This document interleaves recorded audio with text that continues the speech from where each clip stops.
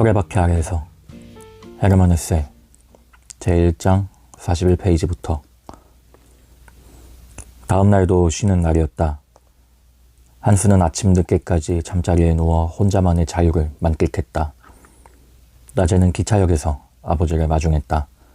아버지는 슈투트가르트에서의 즐거웠던 시간의 행복감에 흠뻑 빠져 있었다. 시험에 합격하게 되면 원하는 건 뭐든지 내게 말해도 좋다. 아버지는 유쾌한 기분으로 말했다. 한번 잘 생각해 보려무나? 아니요, 다 틀렸어요. 소녀는 한숨을 내쉬며 말했다. 전 분명히 떨어졌을 거예요. 바보 같은 소리 좀 그만해라. 어째서 그러니? 내 마음이 변하기 전에 어서 원하는 걸 말하는 게 좋을 거야. 방학 때 다시 낚시하러 가고 싶어요. 허락하시는 거죠? 그래, 좋아. 네가 시험에 합격하기만 하면. 일요일이었던 다음 날, 아침에는 바람이 거세게 몰아치고 소낙비가 마구 퍼부었다. 한스는 몇 시간이고 자기 방에 틀어박혀 책을 읽기도 하고 생각에 잠기기도 했다. 슈투트가르트에서 치른 시험 문제를 다시 한번 면밀하게 살펴보며 자신이 커다란 실수를 저지르고 말았다는 사실, 그리고 더 잘 보일 수도 있었을지도 모른다는 생각밖에는 다른 어떤 결론도 내지 못하고 있었다. 이제 합격은 꿈조차 꿀 수 없는 불가능한 일이 되고 말았다. 이 어지러운 두통, 불안감이 그를 내리누르기 시작했다. 마침내 한스는 근심과 걱정을 떨쳐버리지 못하고 아버지에게로 달려갔다. 아버지, 왜 그러니? 뭐 좀 물어보려고요. 아까 그 소원에 관한 건데요. 전 그냥 낚시를 그만둘래요. 그래. 그런데 왜 새삼스럽게 지금 또 그 얘기를 하는 거니? 왜냐하면 제가 물어보려고 한 건 다름이 아니라 혹시 제가 속 시원히 말해보려무나. 이게 웬 꼴사 나온 짓이냐? 그래, 뭔데? 혹시 제가 시험에 떨어지게 되면 김나지움에 다녀도 될까 해서요. 기벤나트 씨는 할 말을 잇고 말았다. 뭐라고? 김나지움이라고? 그는 분을 이기지 못한 채 소리를 질렀다. 이 녀석이 김나지움에 가겠다고? 도대체 어떤 놈이 너에게 그런 짓을 일러주던? 아무도 그런 말 안 했어요. 그냥 제가 한번 생각해 본 거예요. 극도의 두려움이 소년의 얼굴에 스며 있었다. 아버지는 이 사실을 눈치채지 못했다. 그만 가보거라. 가봐. 그는 억지로 웃으며 말했다. 그건 아마 네가 너무 긴장해서 그런 걸 거야. 김나지움에 가겠다니. 넌 내가 뭐 상공회의소의 고문이라도 되는 줄 아는 거니?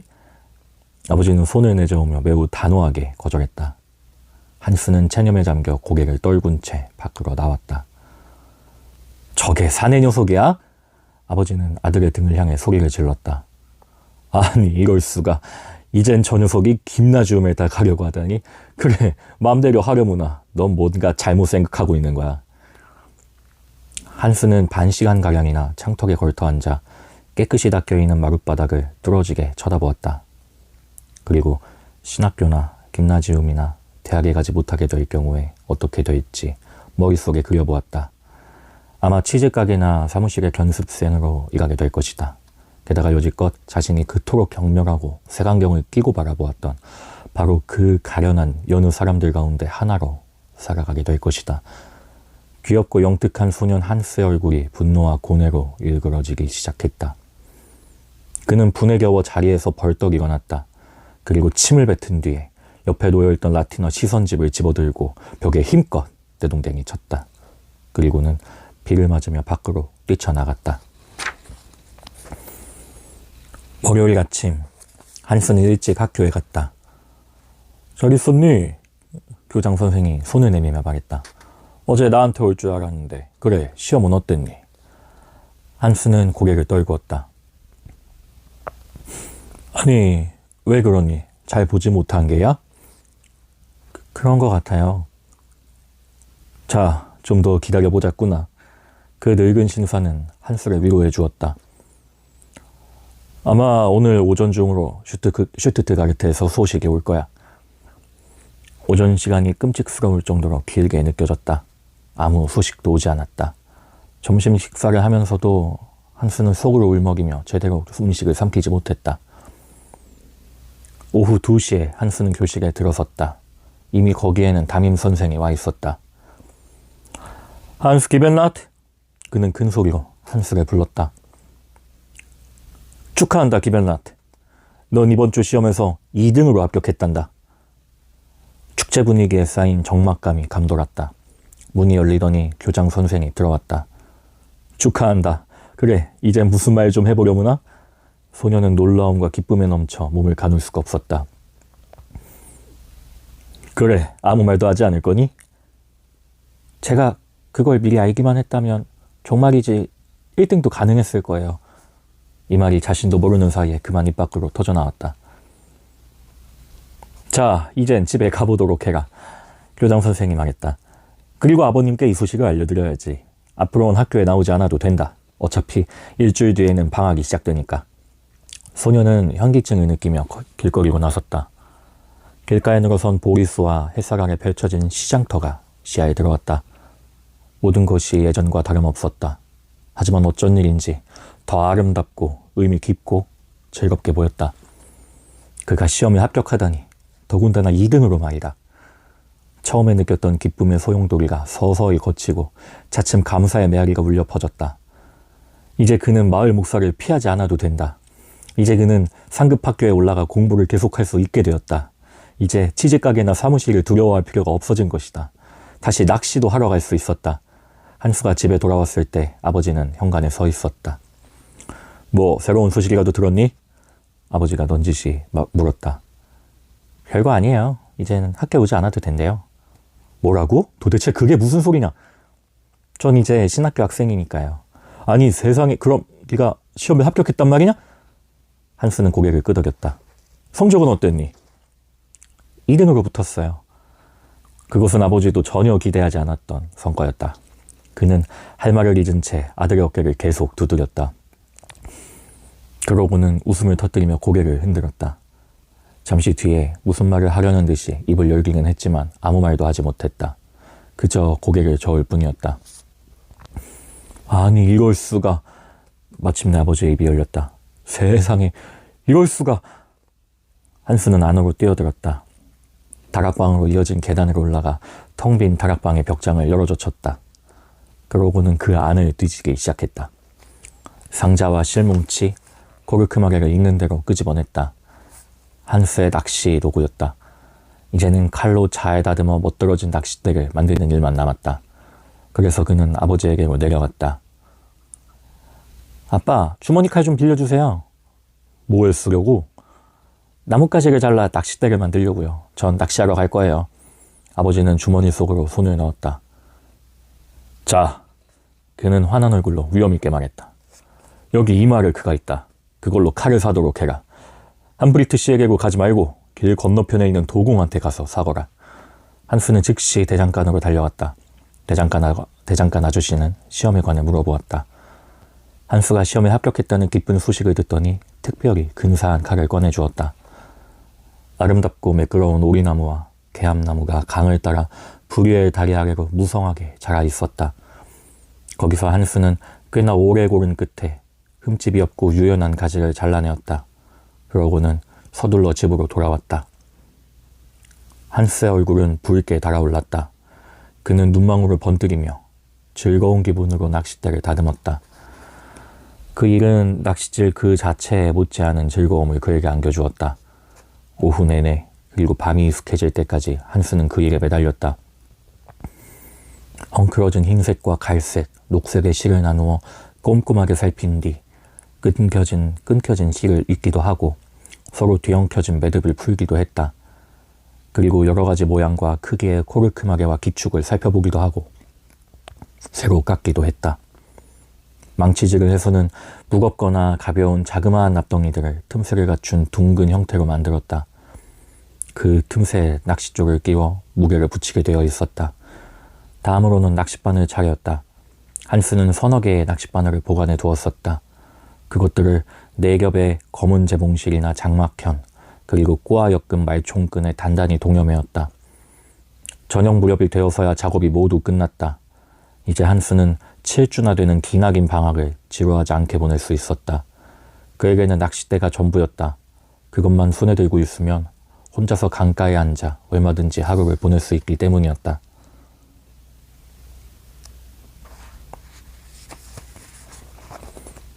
제2장 여름방학은 일해야 한다. 산 위에는 용담처럼 푸른 하늘이 펼쳐지고 눈부시게 빛나는 무더운 날들이 몇 주일이나 계속되었다. 이따금 세찬 폭풍우가 갑작스럽게 몰아칠 뿐이었다. 강물은 사한 바위들과 잣나무 숲의 그늘, 그리고 좁은 골짜기 사이로 흐르고 있었다. 하지만 무척이나 따스했기 때문에 저녁 늦게라도 물에 들어갈 수가 있었다. 마른 풀과 베어놓은 풀의 내음이 마을을 휘감고 퍼져나갔다. 밀밭의 좁다란 두렁은 누렇게 금빛이 도는 갈색으로 변해 있었다. 냇가에는 동미나리처럼 희게 피어난 풀들이 어른의 키만큼이나 높다랗게 우거져 있었다. 우산 모양의 그 꽃들은 언제나 조그마한 딱정벌레들로 뒤덮여 있었다.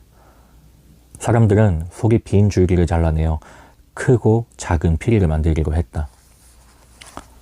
숲가에는 솜털과 노란 꽃을 가진 양담배풀이 위엄을 드러내며 길게 늘어서 있었다.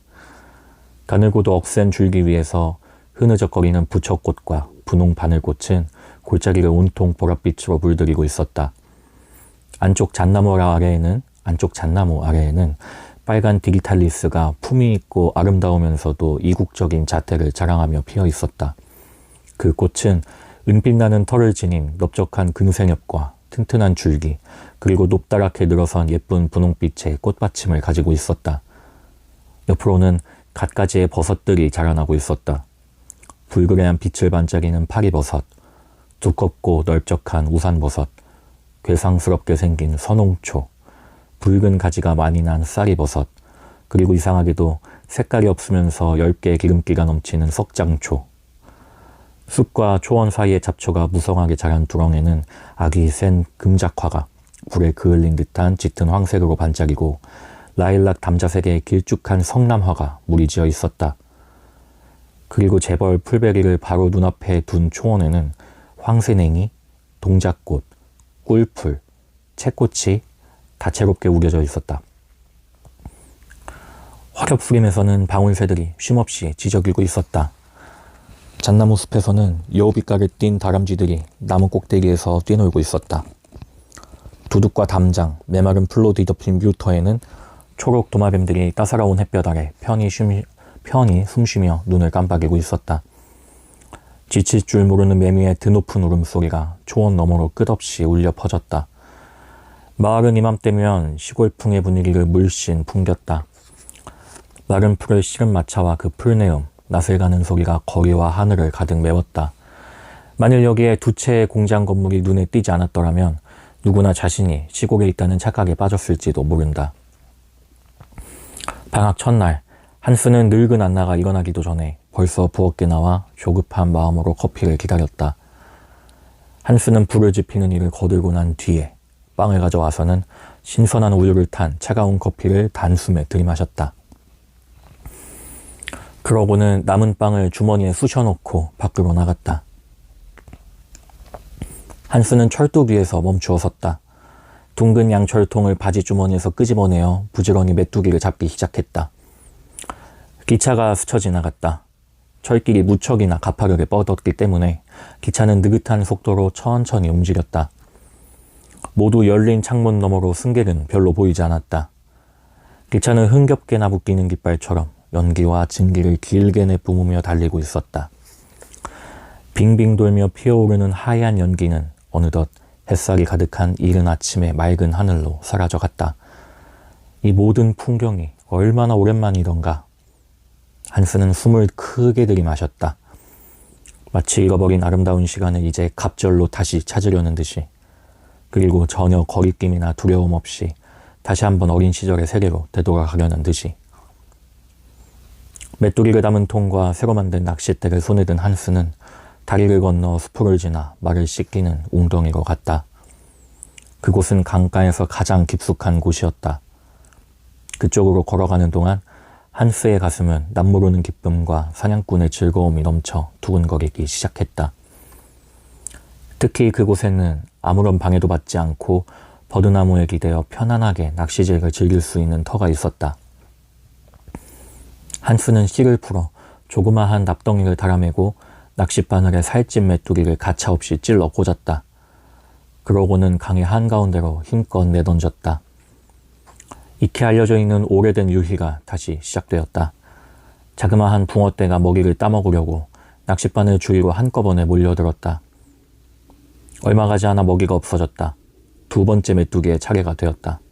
잠시 뒤에 또 다른 메뚜기가 매달렸다. 네 번째 메뚜기와 다섯 번째 메뚜기도 뒤를 이었다. 한스는 더욱더 조심스럽게 먹이를 바늘 끝에 꽂았다. 마침내 그는 낚싯줄을 무겁게 하기 위해 납덩이를 하나 더 매달았다. 이제 처음으로 제법 덩치가 큰 물고기가 낚싯밥을 건드려 보았다. 그 물고기는 낚싯밥을 물고는 조금 잡아당기다가 그냥 놓아버리더니 다시 한번 달려들어 먹이를 덥석 물어버렸다. 훌륭한 낚시꾼은 낚싯대와 줄을 통해 손가락 끝으로 전해지는 미세한 움직임을 느낄 수 있는 것이다. 한스는 재빠르게 낚어챈 뒤에 무척 조심스럽게 잡아당겼다. 물고기가 바늘에 물려 있었다. 이윽고 모습을 드러낸 물고기는 황어였다. 한스는 그 사실을 곧 알아차렸다. 다망색으로 빛나는 넓적한 몸뚱이와 세모난 머리, 그리고 매우 아름다운 살색의 배지런함이. 이 물고기의 무게는 얼마나 될까? 하지만 제대로 어림잡기도 전에 물고기는 필사적으로 몸뚱이를 뒤틀기 시작했다. 강물 위에서 두려움에 못 이겨 발버둥치던 물고기는 결국 도망치고 말았다. 물고기가 서너 차례 물속에서 선회하다가 은빛 번개처럼 물속 깊이 사라지는 모습을 한스는 그저 물끄러미 바라만 볼 뿐이었다.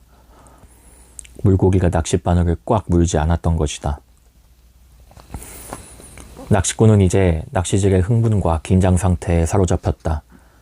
한스의 두 눈은 수면에 닿아 있는 가느다란 갈색의 낚싯줄을 날카롭게 응시하고 있었다. 그의 뺨은 붉게 상기되어 있었다. 그의 몸놀림은 군더더기가 없이 빠르고 확실했다. 두 번째 황어가 먹이를 물더니 다시 빠져나갔다. 그 다음에는 아쉽게도 자그마한 잉어가 걸렸다. 그리고 세 마리의 망둥어가 연달아 낚였다. 망둥이는 아버지가 좋아하는 생선이었다. 그래서 한스는 무척이나 기뻤다. 그 물고기는 작은 비늘에 기름진 몸뚱이, 우스꽝스럽게 하얀 수염이 달린 두툼한 머리, 조그만 눈과 가늘고 긴 아랫 몸뚱이를 가지고 있었다. 그리고 녹색과 갈색 사이에 색깔을 띠고 있다가도 일단 무태 올라오기만 하면 강철 빛깔로 변하는 것이었다. 그 사이에 태양은 높이 솟아올랐다. 두 귀로는 물거품이 하이한 눈처럼 빛나고 수면 위에는 따사로운 산들바람이 흔들거렸다. 하늘 위로는 손바닥 크기만한 눈부신 구름 조각 여럿이 무크베르크 위에 떠 있었다. 무더운 날씨였다. 푸른 하늘 한가운데 조용히 떠도는 하이한 구름 조각이 한여름날의 무더위를 잘 말해주고 있었다. 자그마한 구름 조각들은 오래 쳐다보지 못할 정도로 햇빛에 담뿍 머금고 햇빛에 흠뻑 젖어 있었다. 구름이 보이지 않을 때에는 종종 날씨가 얼마나 무더운지 모를 수도 있다. 푸른 하늘이나 반짝이는 수면에서가 아니라 한낮에 범선인 구름 조각들이 뭉게뭉게 피어오를 때 사람들은 갑자기 찌는 듯한 태양을 느끼게 된다. 그리고 그늘을 찾아 두리번거리다가 땀으로 얼룩진 이마를 손으로 닦아내는 것이다. 한스는 차츰 낚시질에 흥미를 잃어갔다. 약간 피곤하기도 했다. 어차피 이때쯤이면 늙고 큰 은빛 황어들은 햇빛을 쬐려고 수면 위로 올라온다. 이것들은 거무스레한 빛깔을 띤 커다란 떼를 지어 수면 가까이 착 달라붙어 꿈에 취한 채 강을 거슬러 헤엄쳐간다. 그러다가도 때로는 공연히 깜짝 놀라기도 한다. 어쨌든 이때쯤에는 낚싯밥을 전혀 건드리지 않는다. 한스는 낚싯줄을 버들개지 너머로 물에 들이웠다. 그러고는 땅바닥에 주저앉아 푸른 강물을 바라보았다. 물고기들이 거무스레한 등을 보이면서 천천히 위로 올라왔다. 느릿하게 살며시 헤엄치면서 마치 따뜻한 날씨에 유혹되어 마술에라도 걸린 듯이. 물고기들은 따스한 물속에서 기분이 좋겠지? 한스는 장화를 벗고 물속에 발을 담갔다. 물의 윗부분은 제법 미지근했다. 한스는 자신이 낚은 물고기들을 살펴보았다. 그것들은 커다란 주전자 안에서 유유히 헤엄치다가 가끔 살며시 파닥거릴 뿐이었다. 이 얼마나 아름다운가. 물고기들이 움직일 때마다 흰색과 갈색, 녹색과 은색, 옅은 황금색과 청색, 그리고 다른 여러 색깔들이 비닐과 지느러미에서 반짝거리고 있었다. 주위는 온통 정막으로 휩싸여 있었다. 다리 위를 달리는 찻소리나 물레방아의 덜그덕거리는 소리도 여기서는 아주 희미하게 들릴 뿐이었다. 단지 하얀 거품이 있는 둑에서 끊임없이 흘러내리는 부드러운 물소리만이 들려왔다. 조용히 서늘하게 졸음에 잠긴 듯이. 그리고 뗏목의 말뚝을 스쳐도는 물살의 나지막한 소리도 들려왔다. 그리스어와 라틴어, 문법과 문체론, 산수와 암기, 그리고 오랫동안 쉬지도 못한 채 쫓기는 듯이 살아온 1년이라는 세월. 이 모든 괴로운 방황도 졸음에 잠긴 따스한 한나절 속으로 조용히 잠겨버렸다. 한스는 약간 머리에 통증을 느꼈지만 여느 때처럼 그렇게 심하지는 않았다. 이제 다시 예전처럼 강가에 앉은 한스는 둑에서 흘러내리는 하얀 물거품이 물보라가 되어 흩날리는 광경을 바라보았다. 그리고 눈을 깜빡거리며 드리운 낚싯줄을 지켜보았다. 그의 곁에서는 낚아올린 물고기들이 주전자 안에서 헤엄치고 있었다. 정말이지 무척 멋진 일이었다. 이따금 자신이 주 시험에 합격한 일이 문득 떠올랐다. 게다가 2등으로 합격한 것이었다. 그럴 때마다 한스는 맨발로 물장구를 치며 두 손을 바지주머니에 꽂아놓고는 휘파람을 불기 시작했다. 정작 한스는 휘파람을 불지 못했다. 이것이 그의 오래된 고민거리였다. 그래서 그는 학교 친구들로부터 무척이나 놀림을 당하기도 했었다. 고작해야 그는 이빨 사이로 나지막하게 휘파람을 불어대는 정도였지만 자기 혼자서 즐기기에는 그만이었다. 어차피 지금은 아무도 그의 휘파람 소리를 듣지 못했다. 다른 친구들은 교실에 앉아 지리 공부를 하고 있을 게다. 한스 혼자서만이 자유롭게 수업을 받지 않아도 괜찮았다. 그는 같은 또래의 모든 아이들을 앞질러 버렸고 그 아이들은 이제 그의 발 아래 있게 되었다. 예전에는 아이들이 한스를 몹시 놀렸다. 한스는 아우구스트 이외에 친한 친구가 하나도 없었다. 그리고 아이들의 싸움이나 놀이에는 별로 흥미를 느끼지 못했다. 자, 이제 네 녀석들은 내 뒷모습이나 멍하니 쳐다볼 테지? 야, 이 오소리 같은 놈들, 얼간이 같은 놈들아. 이 순간 한스는 그들을 무척 경멸했다. 그래서 입을 삐죽거리기 위해 잠시 휘파람을 멈추었다. 낚싯줄을 걷어올리던 한스는 그만 웃음을 터뜨리고 말았다. 낚싯바늘에 꿰어놓은 먹이가 다 없어져 버린 것이다. 그는 통 속에 남아있던 메뚜기들을 놓아주었다. 메뚜기들은 취한 듯이 흐느적거리며 마지못해 낮은 잔디 속으로 기어들었다. 옆에 있는 제역 공장에서는 이미 점심시간이었다. 이제 한스도 식사를 하러 갈 시간이었다. 식탁에 둘러앉은 가족들 모두 거의 말이 없었다. 고기 얼마나 잡았니? 아버지가 물었다. 5마리요. 아, 그래? 아무튼 나이 든 큰 물고기들은 잡지 않도록 조심하거라. 그렇지 않으면 나중에 어린 물고기들을 한마디로 보지 못하게 될 테니까. 대화가 더 이상 이어지지 않았다. 날씨가 무척이나 무더웠다. 식사를 마치고 바로 물에 들어가지 못하는 것이 정말이지 유감스러웠다. 그런데 왜 안 되는 걸까? 사람들은 해롭기 때문이라고 한다. 그것이 정말로 해로운 것일까? 한스는 이러한 사실을 누구보다도 잘 알고 있었지만 어른들의 말을 따르지 않고 종종 수영하러 가곤 했다. 하지만 이제는 2번 다시 그런 일을 하지 않을 것이다. 그렇게 버릇없이 굴기에는 한스가 너무 성숙해 있었다. 하나님 맙소사, 구두 시험에서 감독 교수들이 한스에게 씨라는 호칭을 붙이지 않았던가? 1시간가량 정원에 있는 붉은 잣나무 아래 누워있는 것도 나쁘지 않았다. 쉴 만한 그늘은 충분했다. 책을 읽거나 날아다니는 나비를 바라보기도 했다. 이렇게 그는 거기서 2시까지 누워 있었다. 더 이상 바랄 것이 없었다. 하마터면 한스는 잠이 들어버릴 뻔했다. 그렇지만 이제는 수영하러 갈 시간이었다. 수영터가 있는 초원에는 어린 꼬마애들이 3~4명가량 보였다. 큰 아이들은 지금 모두 교실에 앉아 있었다. 한스는 생각만 해도 그지없이 기뻤다. 아주 천천히 옷을 벗고 물속으로 들어갔다. 그는 더운 물과 찬물을 번갈아가며 즐기는 법을 알고 있었다. 잠시 헤엄치다가 물속으로 잠수하기도 하고 물을 철썩거리며 치기도 했다. 그러고는 강가에 배를 깔고 누워버렸다. 빠르게 말라가는 피부에 햇빛이 따갑게 내리쬐고 있었다. 어린 녀석들은 존경 어린 표정으로 살그머니 한스 옆으로 기어왔다. 그렇다. 이제 한스는 유명인물이 되어 있었다. 그는 여느 아이들과는 전혀 달라 보였다. 햇빛에 그을린 가느다란 목덜미 위로 고운 머리가 자연스러우면서도 우아하게 모습을 드러내고 있었다. 그리고 영혼이 충만한 듯한 얼굴과 남을 압도하는 듯한 눈망울을 가지고 있었다. 아무튼 한스는 너무 말라 있었다. 가느다란 팔다리가 무척 연약해 보였다. 가슴과 등은 갈빗대를 셀 수 있을 정도였다. 장단지에는 살이 거의 붙어 있지 않았다. 오후 내내 한스는 햇볕과 물 사이를 오가며 시간을 보냈다. 4시가 지날 즈음에는 대부분의 학교 친구들이 왁자지껄을 떠들며 그에게로 서둘러 모여들었다. 야, 길벤라트, 넌 참 좋겠구나. 한스는 느긋하게 팔다리를 뻗었다.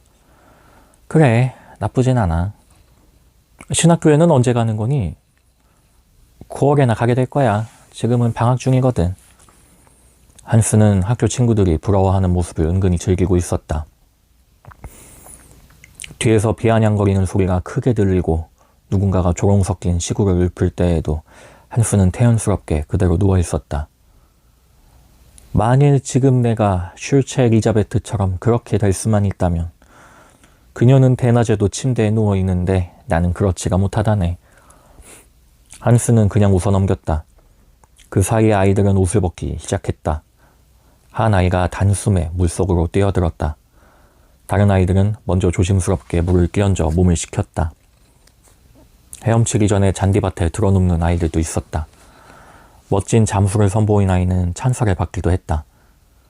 뒤에서 물속으로 떠밀린 아이는 겁에 질린 나머지 사람 살려! 하고 외쳐댔다. 아이들은 서로 뒤쫓기도 하고 달리기도 하고 헤엄치기도 했다. 그리고 잔디 위에서 일광욕을 즐기는 아이들에게 물을 뿌리기도 했다. 첨벙거리는 소리, 고함치는 소리가 무척이나 시끄러웠다. 강가의 잔디는 물에 젖은 옅은 빛깔의 번지르르한 몸매들로 온통 빛나고 있었다. 1시간 뒤에 한스는 그 자리를 떠났다. 물고기들이 다시 입질을 시작하는 따스한 저녁 시간이 되었다. 저녁 식사를 하러 갈 때까지 그는 다리 위에서 낚시질을 했지만 고기는 한 마리도 잡지 못했다. 물고기들은 물불을 가리지 않고 낚싯바늘에 달려들기는 했지만 미끼만 먹어치울 뿐이었다. 낚시바늘에 매단 버찌가 너무 크거나 물렁한 모양이었다. 한스는 나중에 다시 한번 시도해보기로 마음먹었다. 저녁 식탁에 앉은 한스는 많은 친지들이 그를 축하하기 위해 왔었다는 이야기를 들었다. 그러고는 오늘 발행된 주간지를 받아들었다. 거기에는 공지사항이라는 표제어 아래 다음과 같은 기사가 실려 있었다. 올해 우리 마을은 초급 신학교에 입학시험에 단 한 명의 후보자인 한스 기벤라트를 보냈었다. 방금 우리는 그 소년이 2등으로 합격했다는 기쁜 소식을 접하게 되었다. 한스는 신문을 접어 주머니에 넣었다. 그러고는 아무 말도 하지 않았다. 하지만 그의 가슴은 자부심과 환호성으로 터질 지경이었다. 잠시 뒤에 그는 또다시 낚시하러 나갔다. 이번에는 2~3개의 치즈 조각을 미끼로 가지고 갔다. 치즈는 물고기들이 좋아하는 먹이일 뿐 아니라 어두운 날씨에도 눈에 잘 띄었다. 한스는 낚싯대를 내버려둔 채 간단한 손낚시를 가지고 갔다. 그것은 그가 가장 좋아하는 낚시질이었다. 실을 손에 쥐고 하는 이 낚시질은 낚싯대나 낚시찌가 전혀 필요하지 않았다. 낚싯줄과 낚싯바늘만으로도 충분히 가능했다. 약간 힘은 들었지만 그래도 훨씬 재미가 있었다. 미끼의 미세한 움직임에도 만반의 준비를 갖추고 있어야 한다. 물고기가 먹이를 건드리거나 입으로 물거나 할 때에도 그 기미를 알아차려야 한다. 낚싯줄이 움찔할 때에는 바로 눈앞에서처럼 물고기들을 살펴야 하는 것이다. 물론 이런 낚시질에서 낚시꾼은 민첩한 손가락을 지녀야 하고 탐정처럼 조심스럽게 주위의 동정을 살펴야 하는 것이다. 움푹 패인 좁다란 골짜기에는 강물이 굽이치며 휘감아 돌고 있었다. 어둠이 일찍 찾아들었다. 강물은 거무스레한 빛깔을 띠며 다리 아래로 조용히 흐르고 있었다. 아랫역의 물레방아에는 벌써 불이 켜져 있었다. 떠들고 노래하는 소리가 다리와 골목길 너머로 울려 퍼졌다. 밤 공기는 약간 후텁지근했다. 강에서는 검게 보이는 물고기가 단숨에 물 위로 뛰어올랐다. 이런 밤에는 물고기들이 놀랄 만큼 흥분하게 마련이었다. 이리저리 치닫기도 하고 공중으로 튕겨오르기도 하고 낚싯줄에 부딪히기도 하고 겁도 없이 그냥 미끼를 향해 달려들기도 하는 것이었다. 마지막 치즈 조각이 다 떨어질 즈음에는 자그마한 잉어 4마리를 건져 올렸다. 한스는 내일 이 물고기들을 마을 목사에게 가져다 주려고 마음먹었다. 따스한 바람이 골짜기 아래로 불어왔다.